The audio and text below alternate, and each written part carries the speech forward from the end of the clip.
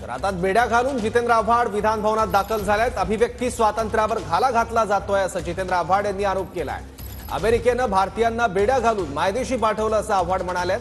अमेरिकेविरोधात आवाज उठवा अशी मागणी आव्हाडांनी केली आहे। तर बेड्या घालून आव्हाड नौटंकी करतायत अशी टीका गुलाबराव पाटलांनी केली।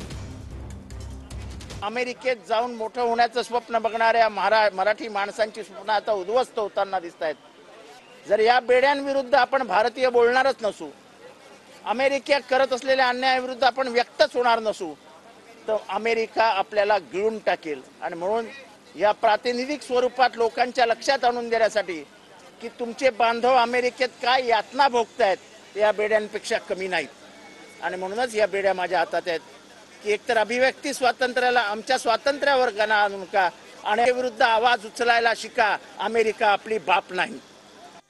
नौटंकी आहे, ती नौटंकी आहे, त्यामुळे ते प्रॅक्टिस करताय बेडी घालायची। निषेधार्थ ज्या गोष्टी आहेत त्या निषेधार्थच म्हटल्या पाहिजे। जी घटना घडली ती चुकीची आहे आणि त्याला कोणी पाठी घालायचा विषयच येत नाही, पण त्याच्याकरता अशा पद्धतीचं नाटक करणं मला वाटतं ही नौटंकी आहे।